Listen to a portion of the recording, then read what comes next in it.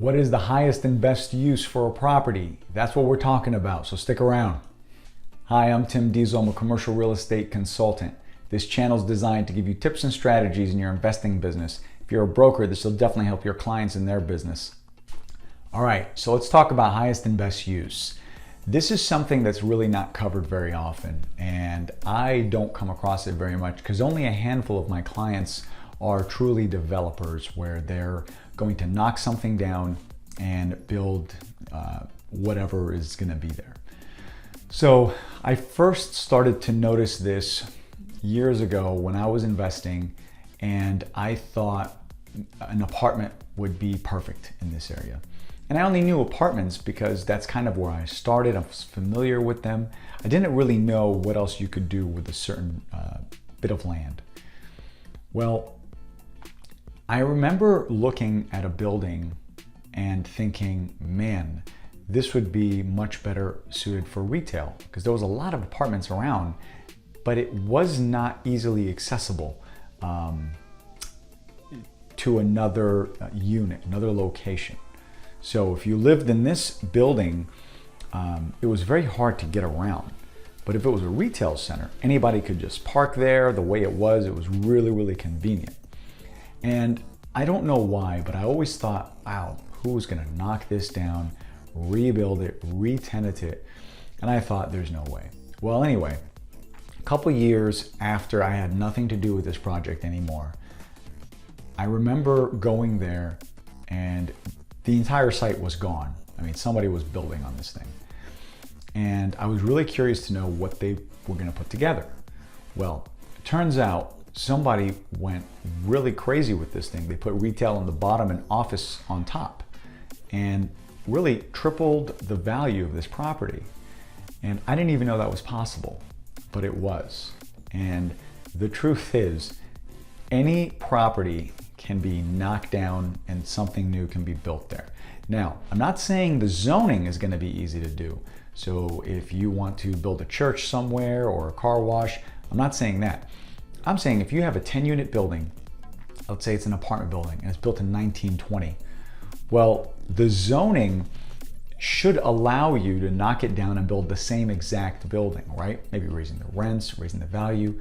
Now, what I'm talking about is tearing down the apartment building and putting a new retail center, maybe with apartments on top. Maybe this city, the municipality will let you do that. You'd have to ask and you'd have to check. But a lot of property are really not in their highest and best use. So what does that mean? Right now, there's a lot of opportunity if you're looking at property, maybe that's old, it's run down. It could be an old theater or a car wash or a gas station. Knocking that down might cost you some money, EPA, maybe some cleanup, but what about if you just knocked it down and primed the land for the next buyer or the builder? You can do that. You can make money like that. Maybe you've owned it for a while and you're just thinking, okay, what do I do with this thing? Maybe you present kind of like a render drawing of what it would look like if something was there. So you do all the homework for them, right? You find out what the city or the town will allow in that area. Will they allow 2 apartments, 4 condos, whatever it is? Give them their options and market it that way. So you could knock it down, get it ready for the next developer to get in there and start building.